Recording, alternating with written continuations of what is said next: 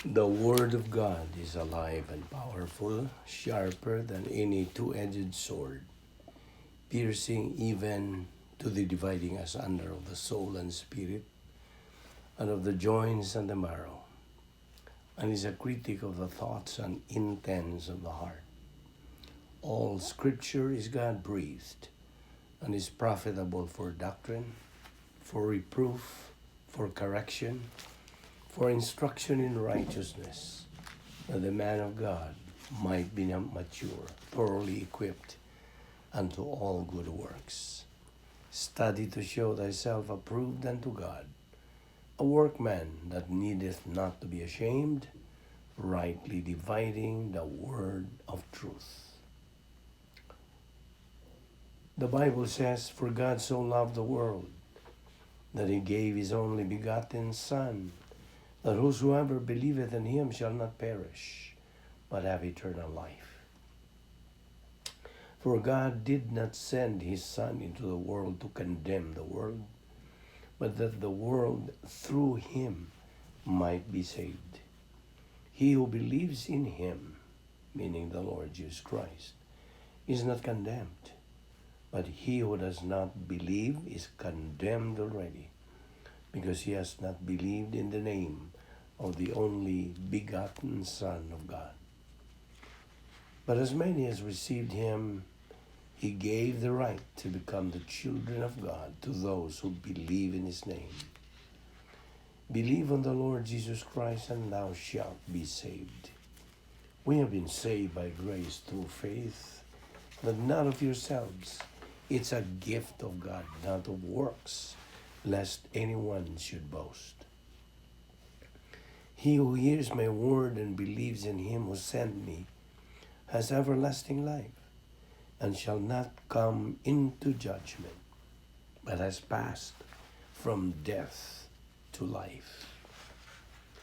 Sa dili pa kita sugod atong pagpadayon sa pagtuon sa pulong sa Dios, gikinahanglan na natong pangandam sa itong kaugalingon by naming all our sins nga itong nahimo nining adlaw. Kay we know already that kini mao mga sala, kundi nato isugid, mahimong babag. It becomes a barrier to our study of the Word of God. And God, the Holy Spirit, who is the teacher of truth, cannot function, cannot move, nga iya kang tultulan, kay na may nagababag na mga sala. Busa, gidapit ka o gihawag ka. Nga imo ka ng hinganlan, imo ka ng admitihan, imo ang kunon nga nabuhat nimo kadtong mga sala ngadto sa atubangan sa Dios. 1 John 1:9 says, "If we confess our sins, God is faithful and just to forgive us our sins and to cleanse us from all unrighteousness." So, humanin mo buhata ka na, andam na sabi ka. Nawalang kanimo dili magtutuo. Ang imong giatuba nga isyo dili ang pagkumpisal ko dili. Paggamit niya ng imong free will, kaugalingong kaubuton sa paghimo og desisyon. The most important decision that you can make throughout your entire life, the decision to believe in Jesus Christ as your Lord and Savior. Believe on the Lord Jesus Christ and thou shalt be saved. Acts 16:31. Acts 4:12, nagaingon usab, "Neither is there salvation on any other under heaven given among men whereby we must be saved." Busa, sa hilom mag-andam tas tong kaugalingon. Let us pray.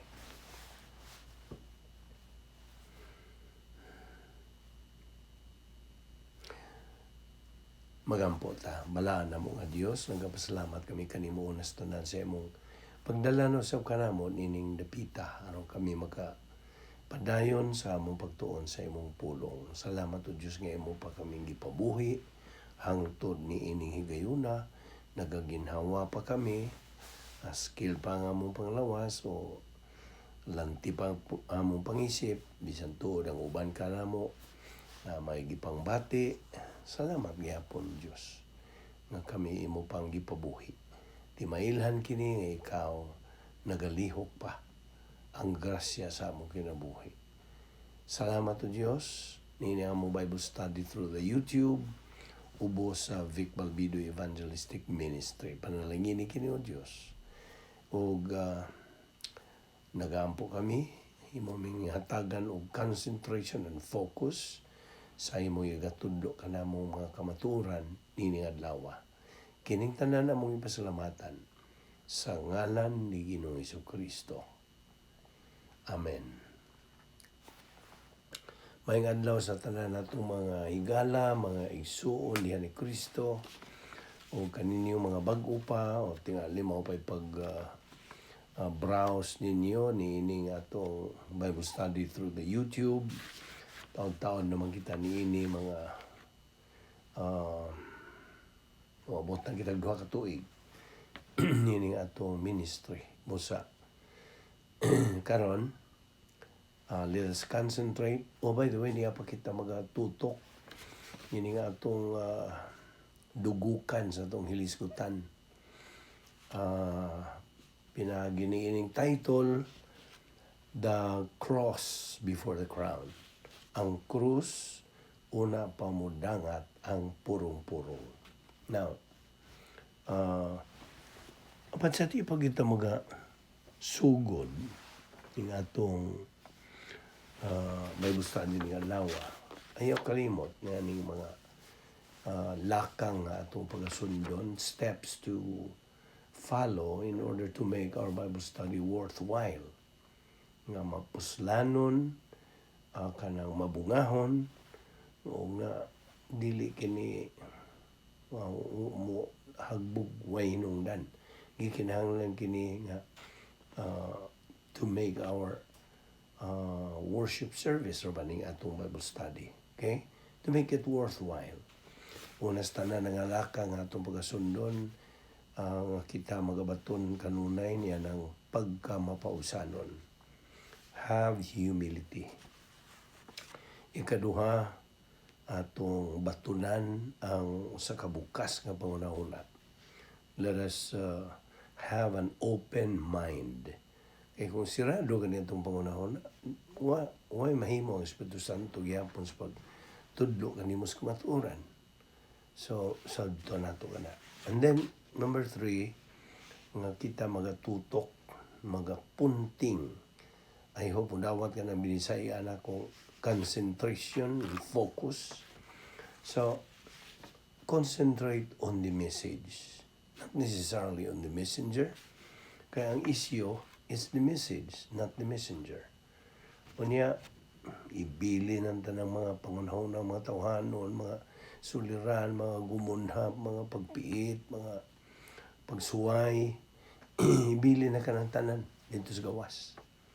Kaya wa ka na ikapuslanan sa atong pagpadayon niining atong pagtuon sa punon sa Diyos nga we consider it as a worship.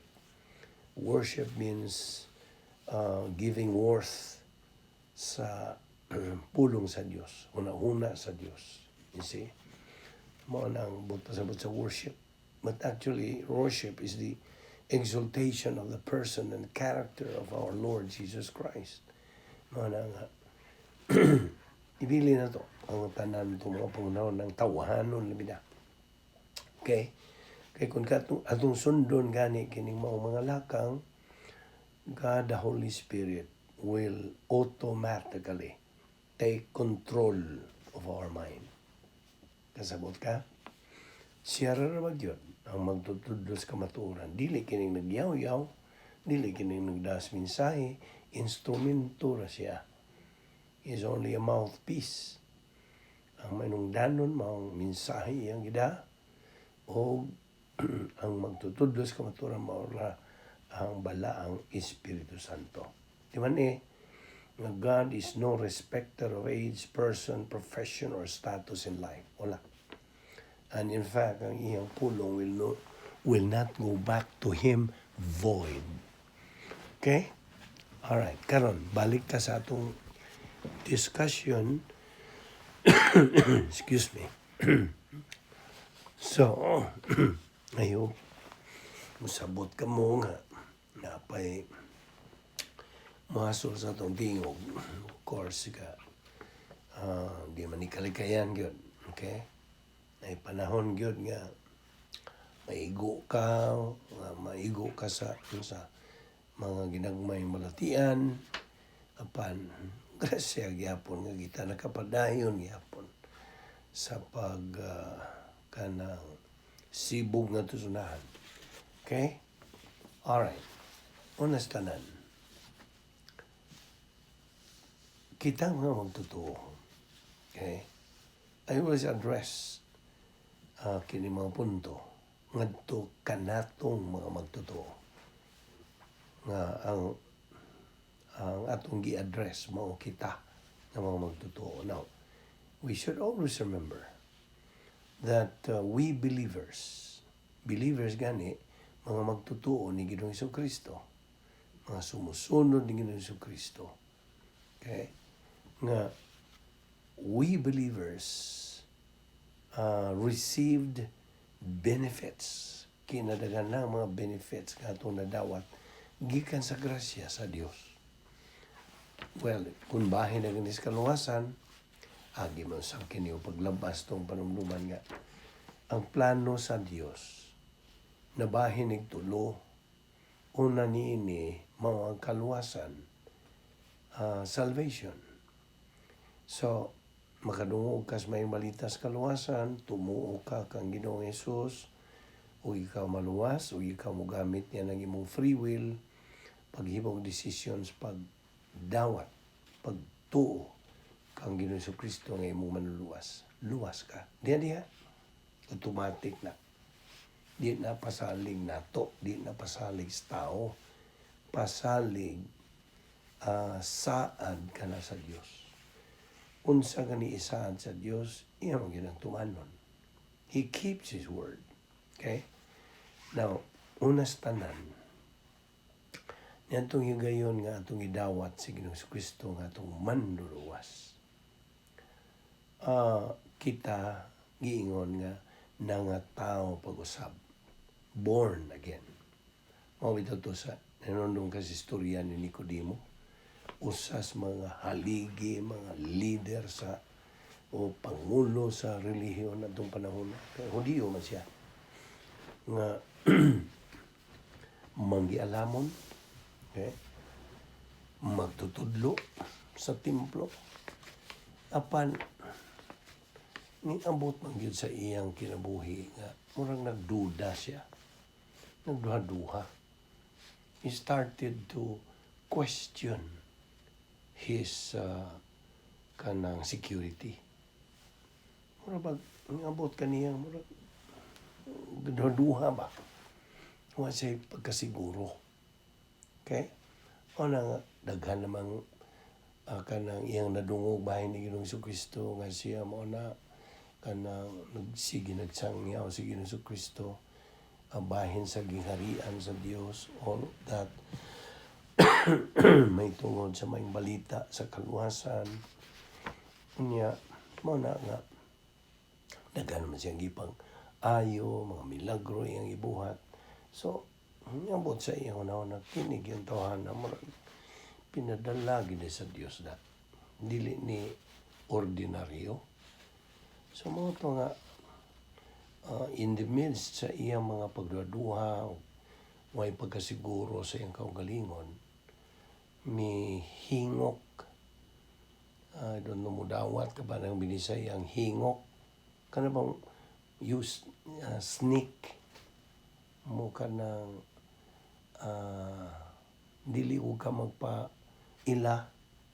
magpahalata. Ano, mihingok siya sa gabi dili sa panahon sa adlaw. Nga naman, man siya doon na gano'n. Di na nakalikayan yun. Mga nga. So mo tumihingok siya sa gabi. Aron sa with the intent nga iyang pangutanon, iyang interviewon si Ginoong Jesucristo. Bason rag na siya mapupo sa itubag ng Ginoong Jesucristo. So, mihingok siya gabi. Hindi ba man siya hais Ginoong Kristo kay anas gabi mag-ampo man si Ginoong Kristo. Okay?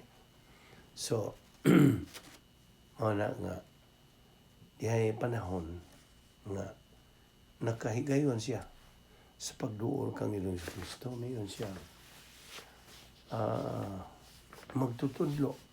Iyag yung gihatag ang titulo si Ginoong Kristo nga magtutudlo. Kaya sige naman siya tudlo sa mga sinagoga, sa mga templo. So muna nga, diretso diyo pangutana siya, magtutudlo. Nasayod ko nga, ikaw dili gyud ordinaryo pinadalagyo ka sa Dios.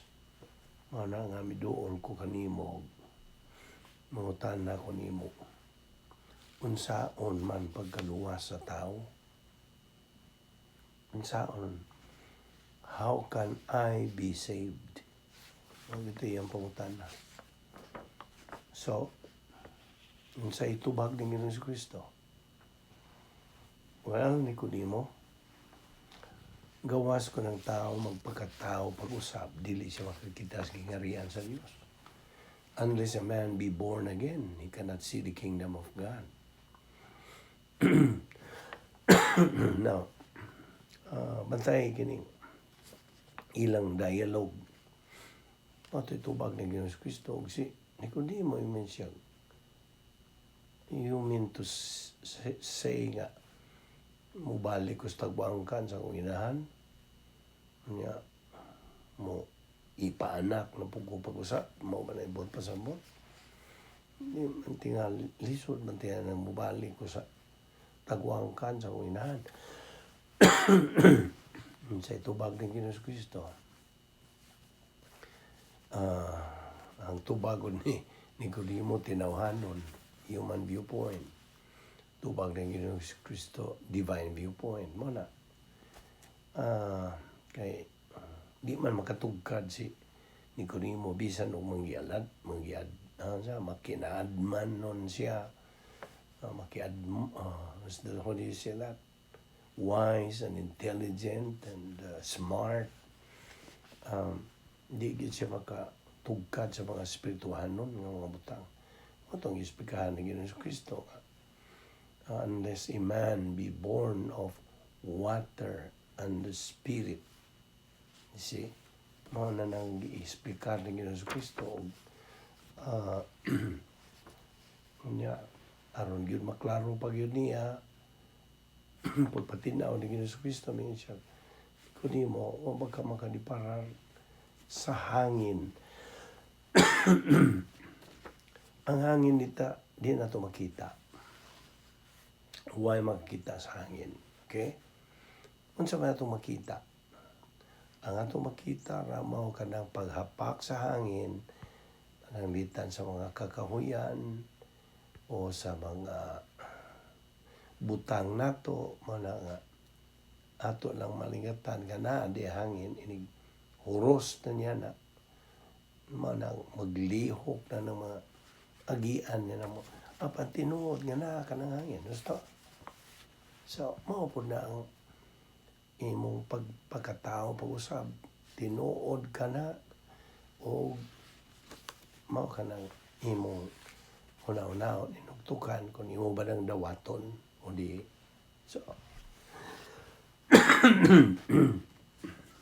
that is how to be born again. Laptod ka pagasulti. So kita, nga mga magtutuo, itong higayon, itong gidawat sa Ginoong Kristo, kita, nga tao, pag-usap. Okay? Di natataga dinhi mo na itong ipaklaro di mo. Itong higayon nga mong gidawat sa Ginoong Kristo, nga mong panluluwas, nabalhin ka, nagi ka nining atong panahon dito sa eternidad. Kay tagalangit ka naman, human ka mo dawat ng Ginoong Kristo. Sumo ng usa sa mga benefits na itong nadawat. Ikaduha, gihatagan tao, kinabuhing walay katapusan. Eternal life. Unsa pa? Kanang hatagan ta, gisuluban ta sa pagkamatarong sa Dios, God's perfect righteousness. Murabag mi kuha og tipik ang Dios, may kuha og tipik siya ang pagkamatarong og gisulob ngari ka nato. Unsa pa? Gihatagan na kita sa katungod nga mahimong anak sa Dios, child of God. Pinagis pagtuo lamang kang Kristo lamang. Sunod, nahimo na kitang miyembro sakop sa harianong panimalay sa Dios, the royal family of God. Ano ang gingan mag-royal family? Royal. Harianon. Tungod kay si Ginoong si Kristo is hari sa mga hari, Ginoo sa mga Ginoo. Unya, harianon man si Ginoong si Kristo. Okay? Royal man to siya. Ang iyang titulo. Kung kita kay nadugtong naman kaniya, then we become members of the royal family of God. Sunod, ang atong mga ngan, yato yung gayon gituuhan nato sa Ginoong si Kristo, gisuwat na didto sa Lamb's Book of Eternal Life. Di na mapanas, hangtod na na. So, kanang maong pagkalista na sa tungan niya sa Lamb's Book of Eternal Life, kana nagpaila o ingnon ta garantiya nga kita kalifikado na nga magapuyo uban sa Dios didto sa eternidad. That has qualified us. So, ang tao nga dili luwas, ang iya nga ano yung malista. Na sa man mo pag-qualify to kinabuhi uban sa Dios sa eternidad. You're not qualified. Unsa pa? Kita na matarong na. Iyataga na magutas ingpit ng pagkamatarong sa Dios. Dili ato iyahan na sa Dios. So we are declared justified and righteous. So, grasya gyapon. O kita gilukat na pinagi sa mahal nga dugo ni Ginoong Kristo. We have been redeemed by the precious blood of Christ. Na ato ning gibalik-balik, gisubli-subli, pagpahinomdom nimo, aron din na ginanimo makalimtan. Na mao ka na tabo diyan nimo. Ito yung gayon nga mo gituan sa Ginoong Kristo. You see, dili ingon ang imong pagkakristohano no eh. It's not a joke. And in fact, God sa iyang mga pulong is dead serious. Tinuod niya sa, of course, tinuod lang kung dili. Matinumanon ko ng Diyos. O sana sa mga kinaiya sa Diyos. So, He has promised us nga kita naluwas, gumikan lamang sa atong pagtuo lamang kang Kristo lamang. Huwag ito nihimo. You see? Kaya tanan, grasya mo bito. Ang laingan sa plano sa Diyos, grasya. You see? Huwag ang grasya mo ang plano sa Diyos. Kung ikaw na hiluna na Diyos grasya, na oriented ang yumayo, na unsa man mo pagka-oriented, well, kini nga itong ipuhat. Adlaw na itong pagtuon sa pulong sa Diyos. We are trying to get acquainted and getting more intimate to the to God nga atong gialagaran. Yan sa amin yung paghigugma niya kung kay pagtuon bahin niya. You see? How can you love a person whom you do not know? Mo na nga sige tagtuon sa pulong sa Diyos, buwan mo. Matsuod kita niya. Kailab kita klaro kinsa o unsa ang Diyos. Mo na. Gawas pa niya na, mailhan na itong iyang planos itong kinabuhi. Ano manam? Managingon sa kong amigo nga, kanay, hinay-hinay. Basta kanunay. Kanunay man tanini. Rain or shine. Masakit ba tad o dili? You see? Apan yun o. Singit ko gamay ni ini nga. You see? Muna akong nasinati rong pipila ka mga simana. Dungtad ko mga doong simana nga. Maka-discern yung kus kalaki ni Satanas. Iyagi kong babagan tanan niya mahimo. You see? Iyagi yung kusok-kusok yung ako. Antod nga. Kaingon ko, basta mo abot ng point nga mo yung kanag. Mura kabitaw, kasurindiron. Manigayon nila, you want to throw in the towel. Nila yung buto sa surrender. Igamit na kong pulong sa Diyos nga. Ibaw ko Diyos nga. Ang giagian ni Job, mas grabe pa. Nili yun ikatandi. Hindi ba ka makaampo na nakaibalatian? Hindi ka makaampo yung Ginoo, tangtanga ragod ni. Dili. Kaya dahil say purpose na kung ikaw, you are in a state of sin. Kunya nagatubang ka niya ng mga pagantos. Kana, disiplina. Paamguhon ka. Okay? Nung mo balik ka. Ito siyang sa pagkigambitay. Apan ko nga kaysa, lain eh. Istorya ha. Wa kay gitidir nga sa, no mental attitude sin, no lingual sin, no over sin. Wala, limpyo ang imong kalag. Niya, nagantos ka niya na. Panalangin na. You see? Panalangin sa gikan sa Diyos nga aron mubuylo pag yung ka. Padayon. You see? Mana nga. Nagsige lang yung kog. Kanang konsulta niya sa Diyos. You see? Iyag yung kong matagan o alibyo, of course. Lagi ko magampo nga. Ang tanga. Gampo ko nga. Tagi ko dugang kaligon sa pagsugakod niya. Kaya nahibaw mapukugon sa gapahipi luyo niya na. Once maka-go through kanya na. Kasabot ka. Nakaroon na naman na. O nahawa na. Mawitan ng gawas na itong tingog. Yung panahon nga wag yun gawas. So, everything is in the hands of God. Pasalamatan itong Diyos. Nabitaw na sa iyang pulo nga. Kanang we should thank God for everything. Thank God for everything.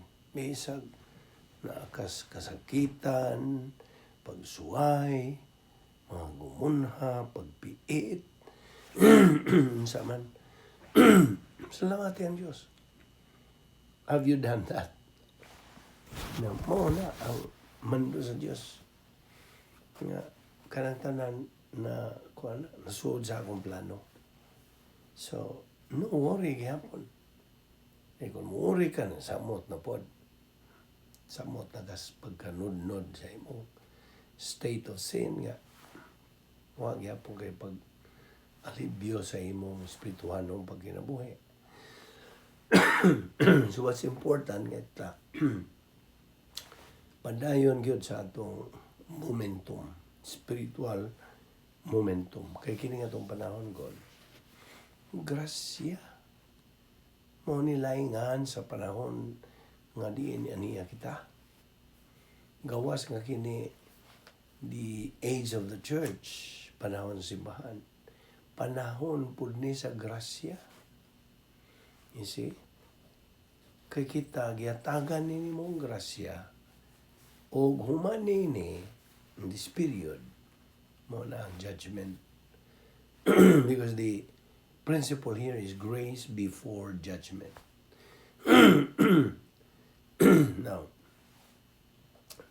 course, naibaw naman kita nga. Wa tayo mahimos itong kaugalingon kung wala ang Diyos. We are useless. We are useless and helpless. See? Remember, the principle, God only helps those who are helpless and useless. God does not help those who help themselves. Natingali, primero pa rin mong pagkadungog niya ng prinsipyo ha. Sinta ka dayon. Unsa ko ng pagkasultiha. God does not help those who help themselves. Tinon. Unsaon man niya pagtabang. Niya itong nagtabang sa kaugalingon nga. Mayroon mga Diyos, kahimo di kasi mo kaugalingon. Go ahead. O magkipagsalig na ako. Gaanda man lang ko. O magkipagsalig. Salig man lang kasi imo kaugalingon. So, okay, mahimo. Di ko katabang. See? Ano prinsipyo? God helps those who are helpless and useless. Wala. Sa diha nga moangkon ka with humility. Namayon ka Diyos, wa ko'y mahimo nini. Wa gyud ko'y mahimo sa akong kaugalingon kung wala ikaw. Ano ako kining gitugyan tanan dihan himo sa imo mga kamot. O ikaw na sayo naman nini kaniya tungwa pang tanan. Ang gisalig ni tanan dihan imo. Muna, God helps those who are helpless and useless. Ang pandi siya magkatabang niya itong nakatabang silang kaugalingon. Nagkasabot ka ba? Simple ra kaya na ang pag-explicar niyo. So, sumona nga. Stop worrying. Kaya daghan pa man nato nga mabalakon. Anton nga, sige, nagkakabalaka diya mo, hagbong na yun nagunsa. Kahadlok, unsa na. Alabi na ning kahadlok sa matayon na daw. Maghisgot na po. Maghisgot ka na ito mahituod o kamatayon. Musinta itong uban. Uy, hadlok na po da. Di sa ito maghisgot na eh. Maghisgot sa taglain. Kaya mahadlok tala. Now, nga naman yung mahadlok, na may mga hadlok kamatayon. Yan naman. Why do they have that fear? Ng labing tinoon, they have that fear because they have the fear of the unknown. Kasabot ka? Nasa likadlok niya itong wa nila may bawi, wa nila masayri. Kasi alabag, unknown nila. So mga nga naman unknown man nila. Wa man sila pagtuon sa kamaturan. Wa man nila panumbalinga. Sa gipatinaw di sa pulong sa Dios. Sa labing tinoon. Unya nakadungog tingali sila panwala nila panumbalinga. Wa nila tagda. Kaya nagtuman sila sa mga kalihukan silang relihiyon. Labi na itong uban nga mahingon sila. Unsa akong himatan mo po akong pagkamatyan na mao na. Grabe na kayong mga prinsipyo ha. Mana nga. Do not worry. Mana. Kung ikaw Kristiyano. Now by the way, this is addressed to you, fellow believer. Dili man ni, is not addressed to unbelievers. Kaya ano man. Kung bahay na ganinini, expect na lang nga grabe ang ilang kanlok. Samot na. Kay gawas ka sa was na kay bawas tinuod. Ikaduha, nagpabilin yung nagatinir sila niya ng inganlan o unsa. Ang ilabang naandan yung gipanguna-una. Excuse me. So, mga preconceived notion man nagbuta sa bot sa in English.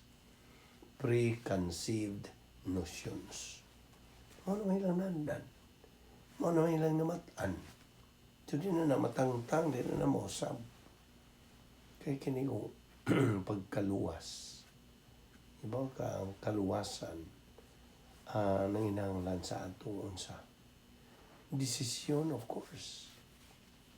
Buot ka, ito si Nicodemo, kung buot siya magpaluwas, no? Ito, isultihan siya sa tinuod ng Ginoong Jesucristo. Kapan, sa atong naibawan diha sa maong libro, bahin ni Nicodemo, naluwas man gyud si Nicodemo. Luwas.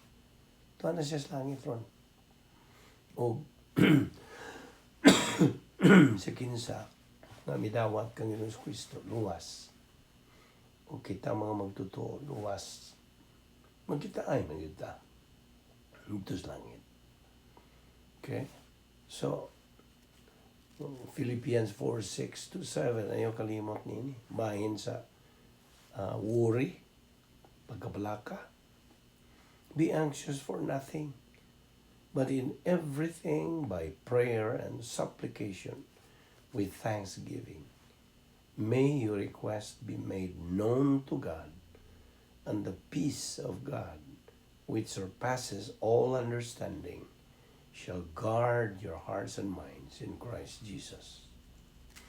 See? Nilabing tinuod gud karong panahon na mo gikinahanglan nato, we badly need a spiritual awakening, pagpukaw. Daghan sa atong mga katawhan karon, people, believers and unbelievers, just ignore. Wa gyud manumbaling sa kabililhon, sa pagtuon sa pulong sa Dios.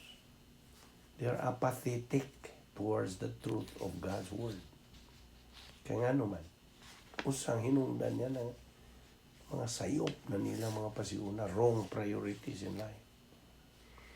Now, kini mga tawahan na God, they're like the people during Noah's days, panahon ni Noe, mga negatibo sa ilang attitude towards God and His Word.